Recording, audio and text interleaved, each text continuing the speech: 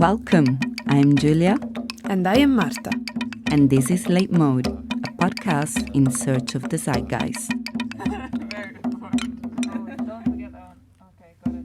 Through a series of conversations, we explore the fragmented and hyper-connected modes of our current times. So, welcome Fazal. I am so grateful to have you here today with me on Zoom. As you know, you are in a podcast called LateMode, a podcast in search of the zeitgeist. Fazal Rizvi is with me today. He's an interdisciplinary artist currently based in Karachi. His inquiry rests somewhere between the personal, the social, and the political. I'm here directly quoting you, Fazal. And he keeps returning to the personal and familial as a place of trigger, which has taken him to a sherbet recipe that his late aunt used to make, which is also how I met you. I met Fazal on Instagram somewhere in the spring through a sponsored advertisement, which is really crazy to me.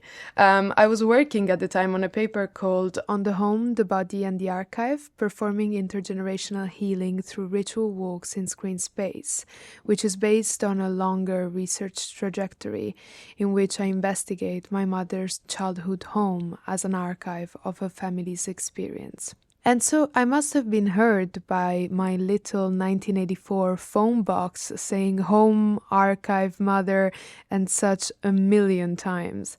And at one point, on the wave of this somewhat scary algorithmic selection, a post comes up from a gallery I do not follow and had hitherto never heard from in Dubai. The post shows some torn pieces of paper layered atop of each other to form a single page, and printed across them in typewriter type is a sentence that says, "Homes that my mothers have been running away from are the homes that I keep running back to." Needless to say, this was enough to stop my doom scrolling. Actually, I felt more like Fazal's work hit me like a delicate crossbow. As one does with inspiring stuff on Instagram, I liked it, I saved it, I followed the gallery, then I forgot about it. Then at some point in the paper writing process, the gallery posted about it again, and I got to see some more work of the Sherbet project and the series I'm referring to, which is called Homing In. Slowly, I was falling in love with it, very surely. Something in your practice, Fazal, illuminated exactly the corners that I had felt unequipped to explore in my research, but that were central to my inquiry.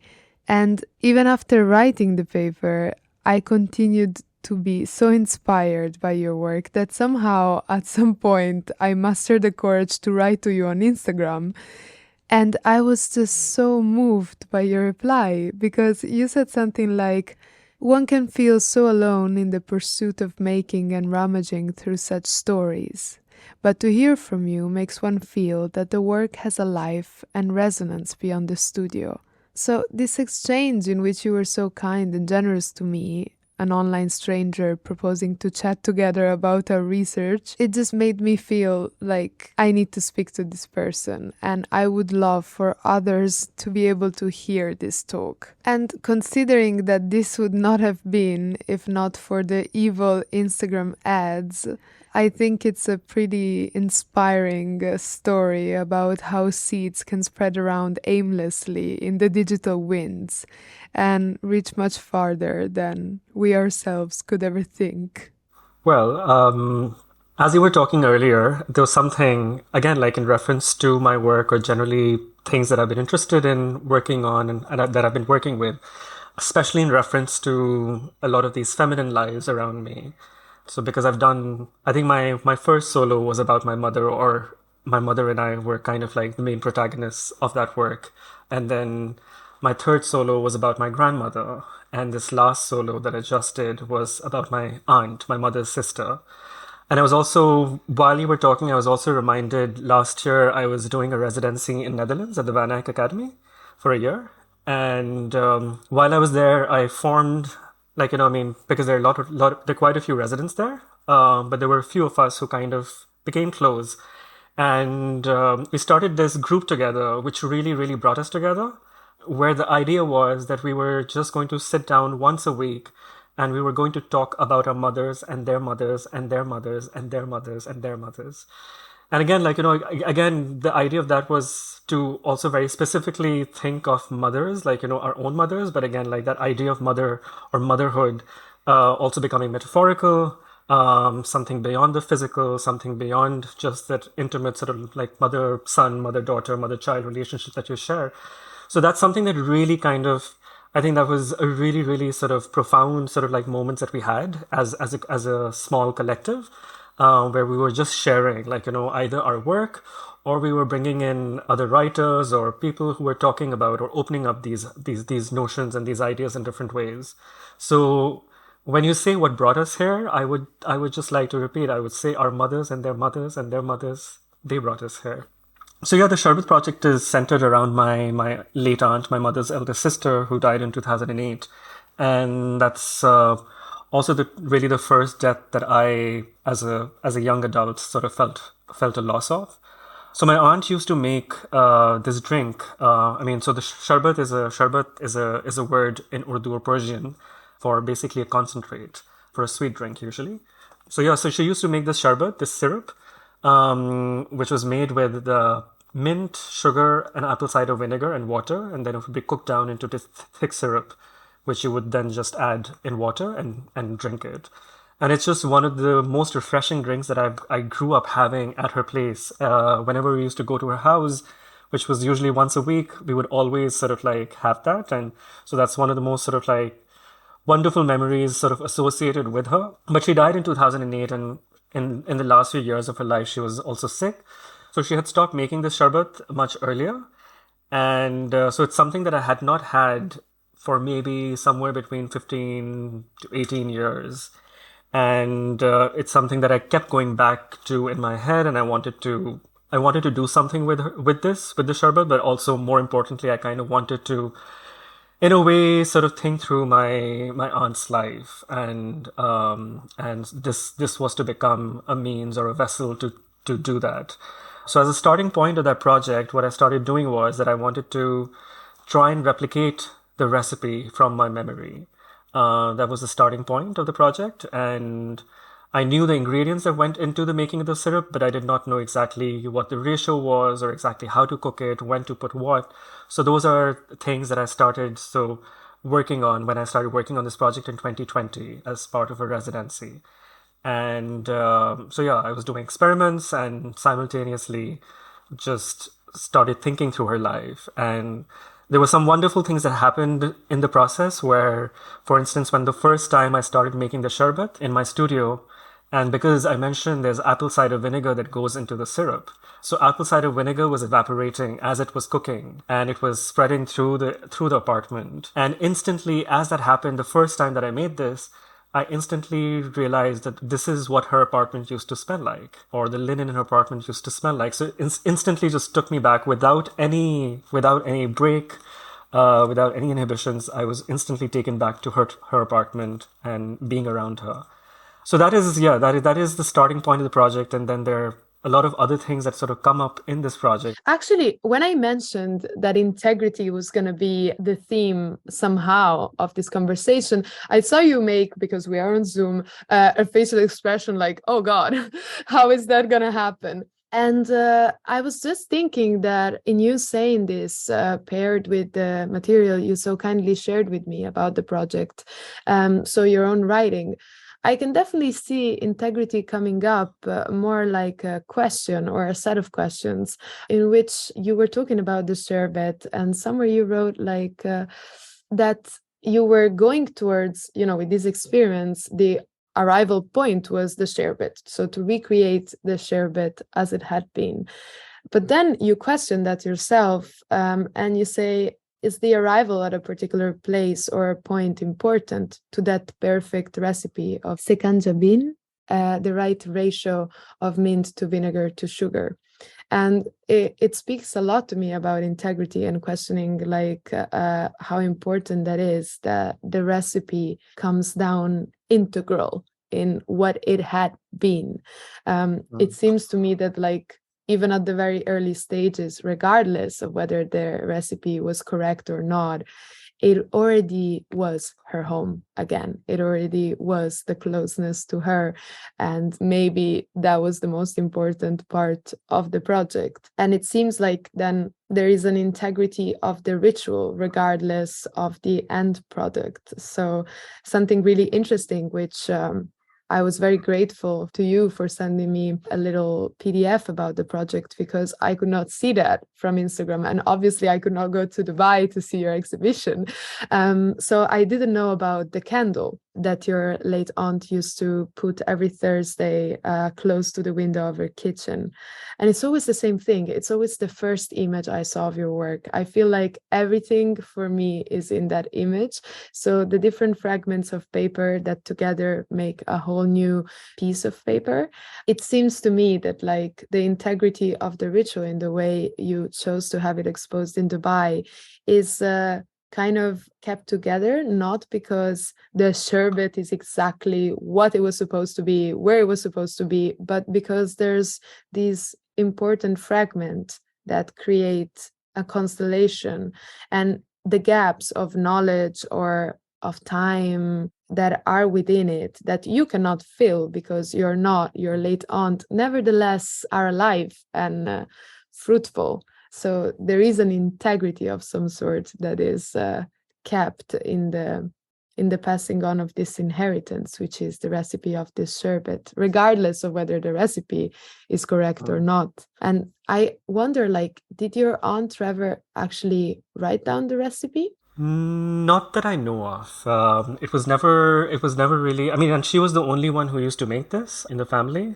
Again, it was also there's something really interesting about this is because so she was also making this and she was selling it. It was something that she was earning a little bit money for herself. That she would sometimes do things for herself with, or like for her family or for us. It wasn't obviously a lot of money because it's not like on a big scale, but like whatever she could manage in her kitchen, she was making and selling, and it was also part of a larger, what do you call it, community, in the sense that because I mentioned that she used apple cider vinegar. So she used to live in an apartment colony where she also had other female friends. And so the apple cider vinegar that she used to put in her sherbet was made by another friend of hers in her apartment. So she used to buy the vinegar from her friend and then use it in the sherbet that she would make, and then she would sell the sherbet. So it was also part of this really interesting economy, sort of like women sort of like doing things for themselves, whatever they can manage to do within their households. Again, like we're also talking about a specific period in Pakistan's history. I mean, not saying that women were also educated at that time and were sort of working, but they were still lesser than as compared to now. So again, like I think this economy aspect of it is also really important. And I think like even like what you were talking about, the idea of integrity, I kind of wanted to sort of come back to that because I think like on one level, as when I started working on this project, the idea to arrive at that perfect recipe was perhaps important. But I think for me as an artist, the idea of like, also acknowledging perhaps the failures that happen or the cracks or the fractures or ruptures in something in your process or things that you encounter. So I think for me that is equally important to acknowledge and work with, and that's like that's for me that is integrity to being mindful of your process and to acknowledging each and every little things that happen or things that don't happen or things that don't unravel as you imagine them to unravel, or in this case the recipe not being perfect. So even it's interesting because when I was making the sherbet, I think in 2020 I made like around 8 attempts. I made 8 different experiments. And the third attempt was the closest to what she would make. And after the third attempt, I kept trying to replicate and use the same ratio as the third one, but it was never the same. so, so I think like after a couple of attempts, trying to replicate the third attempt, I also was like, maybe that's when I think the real realization happened that maybe this is not the point of the project to just make the perfect recipe and be done with it and move on. But it is important to think through this. I don't know if it can be called a failure or a crack. Yeah, I understand, because now I'm thinking about this image of the sherbet you actually did make as it was exposed in Dubai, and it had a label that said, "This is an archive." And I'm thinking about this short story I read from Italo Calvino. He's an Italian writer I really appreciate, very well Yes, known. I'm Yeah. familiar with him. And he wrote many beautiful things, among which a collection of short stories, which is called the Cosmicomics. In Italian, we call it Cosmicomiche, actually. So in this collection of short stories, there's a lot of fantastical stories. And one of them is about archives. Now, I can't remember the exact title, but it's basically about a passage in Power. So there is a director of the memory of the world. Oh, maybe that's what it's called, the memory of the world. And there is a director of the archive of the memory of the world. And he's finishing his career and passing on to his successor all the knowledge that he needs in order to keep the memory of the world. And I'm not going to give spoilers because I think everybody should read this. But fundamentally, what the story is about this director talking about the gaps and the cracks, and how throughout his time in discharge, he has been deliberately eliminating things from the memory of the world. So ideally, this is a huge, fantastical archive where everything of the memory, which has been of the world in the most minute detail, can be kept. But what the director says is that in order for it to really be the memory of the world, you need to eliminate some stuff. If you rely to the future generations a perfect account of what has happened in the world, it will not be like the world at all. It will give no actual knowledge of what life was like in this world, because it will be so transparent that it will become something else than the lived experience, which make these memories. And I thought that was so mind-blowing for me, because it really made me think about how the gaps or the cracks or the failures represent really our lived experience. And when we try to replicate the past faultlessly, then we end up making a fiction, nevertheless, of a life that could not have been lived in that way. Even if we look at one single person and their life in the past, we can never know everything about that. I think in a way the idea is also, again, these are just thoughts and thinking aloud.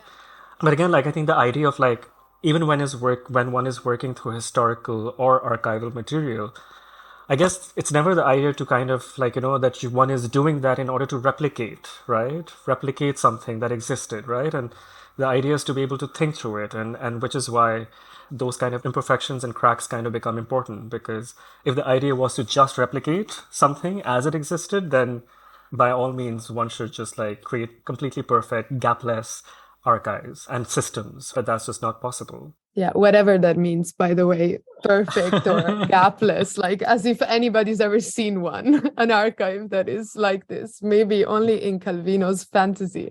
A utopia that will not exist. Precisely. I was also thinking about this element of agency that really interests me in the economy that underpinned the sherbet making of your late aunt. How like sometimes it comes to us in different ways, but like I often think about how much work has had to come before we can do what we do. How many people have had to work and find different ways of doing things in order to pass on different types of agency to those who came after them, especially when you talk about mothers and feminine lives. There is this one story in my family about a pair of pants. So my mother grew up in this community of sharecroppers, so people who live on a land that they do not own, and each month they give half of the harvest to the landowner. So this there was happens. This still happens. It happens, for example, the last academic article I found was about Kazakhstan in 2022. In 2018, more than 50% of Ethiopian lands were dealt with sharecropping. And in Italy, it was outlawed in 1982. So, of course, you don't make a lot of money, if money at all, in this engagement, because you basically mostly just have crops to feed yourself. And it's a very patriarchal, hierarchical and hierarchical structure of living, where the head of the house, the oldest man, has the final word on everything. All the money that is made by selling whatever extra crop you manage to make goes to him, and he then shares it according to what is needed. So at one point, in these village economies, my grandmother, there was one shop in this tiny peripheral village where they lived outside the peripheral city next to which they lived in Abruzzo. And my grandmother goes to this shop, and the shop sells everything, anything you can't make at home, which they made a lot at home, among which these new clothes. We're talking about the 70s in southern Italy. So the first floral patterns with bright colors, all this kind of stuff. And it's really a different kind of modernity than you would think if you think 70s in England, for example. And these clothes are the first ones that come from catalog. So they're not made inside the house by your mom, but you can look at them and order them, whatever. And the woman who has the shop, she buys with all the children in mind. No, she knows there's 2 12-year-olds. She knows there's a 7-year-old in these 5-6 families that live around. So she will buy clothes for a 12-year-old, for a 6-year-old, and then who needs them buys them. My grandmother goes to buy something else, and she sees this little suit. So it's like a little 70s gilet with a pair of flared pants in these bright florals. And she thinks this will be perfect for my mom and that my mom would love it so much. So she goes back home and she tells during the dinner to her father-in-law that she would like to buy this for my mom. And the reply she gets is, I am the only one who wears the pants in this family. So she will by no means get that or any other kind of pants.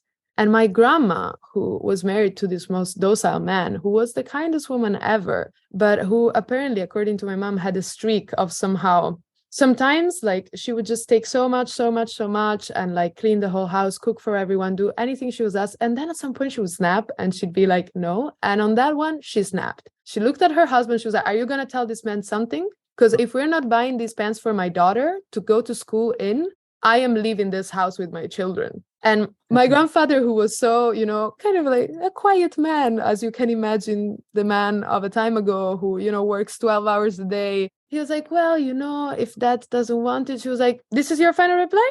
Good. Children, stand up, pack your things. She took 3 children. She went back by walk to her parents' place, which was far. And she didn't come home for a week until the money was given to her to buy my mother these pants. And amazing. It's this kind of small inheritances of agency that we get about women who came before us, who did things in order to have, as you were saying about your late aunt, that little freedom to buy something for herself. It's not like she was making God knows what money with this sherbet, but it was the agency of just not having to ask anybody, not having to obtain permission, just being able to do this one thing and doing it supporting others. So buying it from her friend, the apple cider vinegar. I feel like this is such an important inheritance. And I could see in your proposal for the sherbet project that you specifically mentioned, if a woman can be found who makes apple cider vinegar in her house, then please purchase the apple cider vinegar from her and make sure that if she's okay with it, she can be contacted for other apple cider vinegar to be purchased from her. Now, I don't know how this actually worked out, if that ever became a thing. So this actually is what you're referring to is a whole work. It's part of a work within the exhibition. So it's a work called Document for a Proposal for a Monument for Zareen. So it's this document that I wrote, which presents all these different objects and instances that have to be realized in order to realize this monument for my aunt. And again, I think I'd give a little bit of a background, because even with my last solo, which happened in 2019, which was about my grandmother, and that whole project was also really thinking through a lot of ideas of memory making, specifically how do we remember women and the women in our lives, because most often they're also remembered with the names of their husbands or their sons attached to them. So I've also been really thinking about ideas of remembrance, ideas of memorial making, monument making, and how do we build monuments. So I've been really interested in thinking and rethinking and challenging notions of monuments making to think that why do they need to be something that is fixed in place? Why can't it be something ephemeral? Why can't it be that vinegar that is evaporating in the air? Why can't it be that candle that she used to light every Thursday evening by the kitchen window? So it's this detailed document that I've written, which presents all these different instances that have to be realized. And a lot of these objects, tangible and intangibles, reference her kitchen specifically. And the idea was that if I give this document, and the document also allows this room to play with. So if there's a certain component which you cannot realize, or you do not have the resources for, you do not have the space for, or you do not have the money for, then it gives you room to play with it. That you, if you can't do this, then you can do this much, or just do this much. So my idea was that if I was to hand out this document to 10 different people, all 10 of those people will realize this monument for my aunt differently. And it will, in some ways, in a lot of ways, because it kind of hints at sort of referencing either your own space, it is meant to be site specific. So I think even your sort of ideas and your notions and your desires and longings perhaps will get projected within this realization of this monument. So yeah, this is where this specifically is coming from that you were referring to, this work which unravels as a monument. Thank you so much for the background. It was very needed on my part, but also it brings me to something I wanted to ask you more about, which is this questioning of remembrance that seems to kind of string through your work, because I find it so interesting. I mean, I've been reading a lot about memory and heritage theory and archives, but at the same time there is a way of this to come together in your practice that has nevertheless given me something that I could not find in my readings. And maybe it is exactly what you were talking about, meaning that when you give people a set of instructions which are not normative but are adaptive, and just tell them, here is how you could do it, but if that doesn't work, then try this. And if that doesn't work, then try this. And you give them agency over the process of remembering, then they really come into the process and you really question the process differently and understand different things about remembering, what is important in remembrance. And I'm wondering for you, when you thought of this work, did you actually then give it to then 10 different people? And how did that play out in practice? So that is a part that I haven't done yet. It was initially shown as a proposal only in an exhibition in India that happened last year as a proposal. So it was not realized, and along with some media that is part of it. So the proposal in itself became a form of monument. But the only realization that's happened so far is the realization that happened through me at my solo in Dubai. So in a way, maybe I would be very interested in sort of like doing this part where the proposal is handed out to people and see what comes out of it.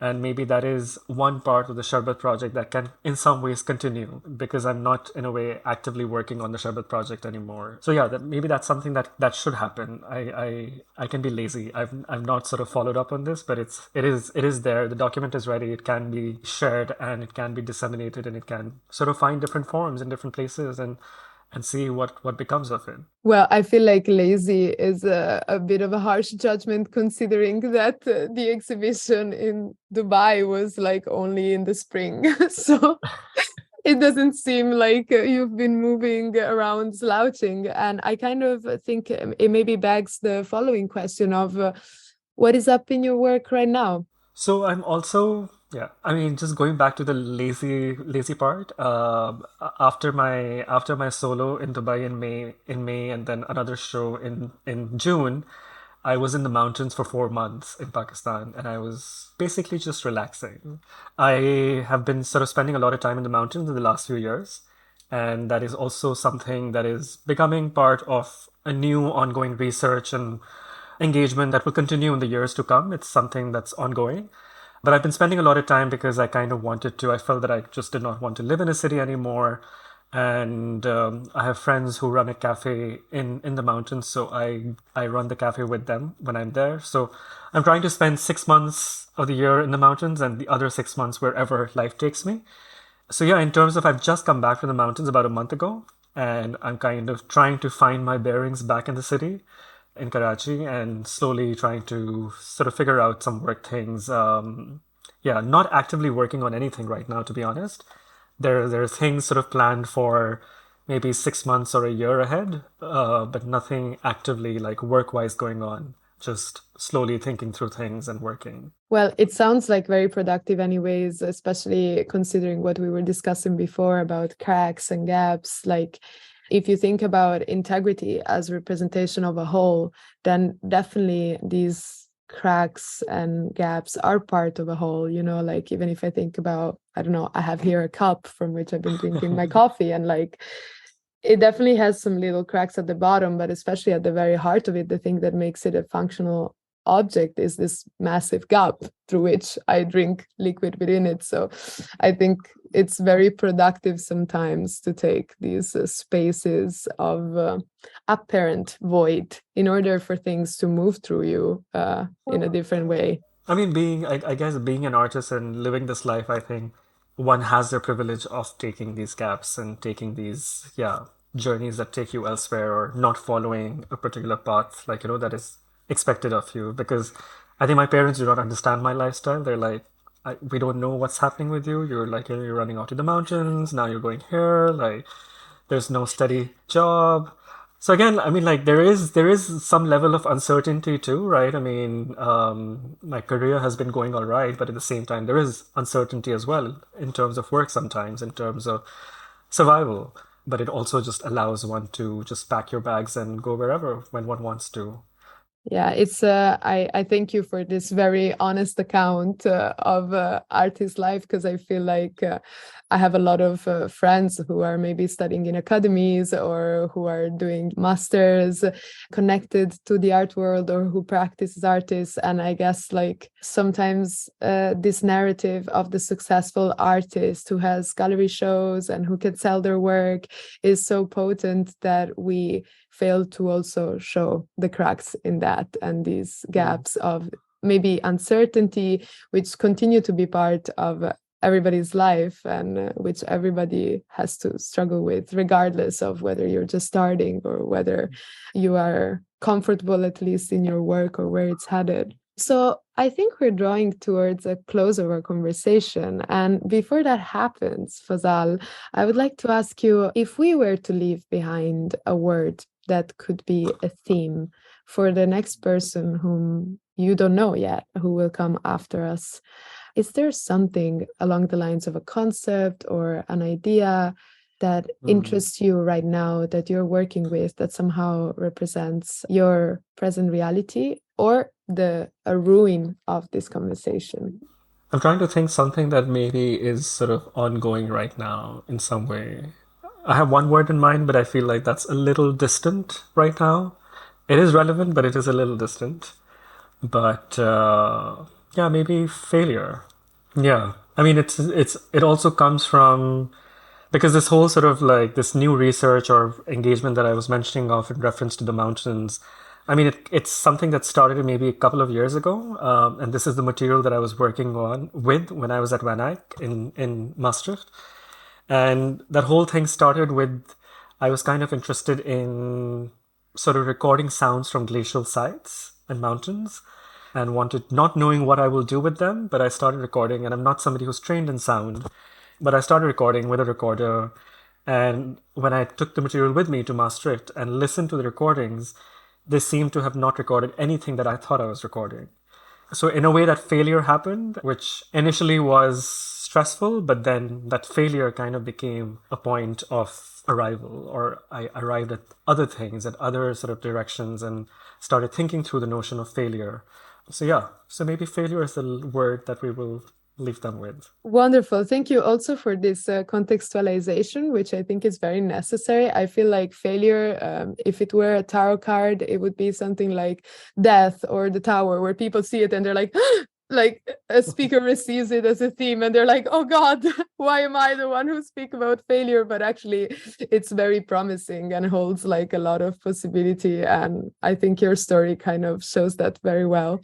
So yeah, I'm very, very, very grateful to you for making the time to be with me here today. Thank you very much. Thank you very much. You've been very, very generous with words. I think also just going back to the word integrity, I think for me, I know this may sound cliched, but I think for me as an artist, I think integrity is perhaps the most important thing. Just being honest with your work and with your process and just bearing it out, bearing it open. Yeah, I think you've been very inspiring in this sense because, sometimes I have friends here or I have people I've met and I ask them questions and they do me the favor of opening up to me because it's me and because we can create an intimate space and then we get to share that with other people. But with you, I am as much of a stranger to you as any listener of this podcast can be. And so I really appreciate the way in which you've been honest with me and anybody who might listen, just for the sake of doing so and sharing about your practice. I think that's wonderful. Because this space has been blessed by the mothers, so thus it happens so. So thank you to the mothers that help us live our lives. Thank you so much for staying with us until the end. If you want to dive deeper into the show, don't forget to check the podcast description for extra resources, contact information, and a sign-up form for our newsletter. We hope you enjoyed this episode, and until next time, take care.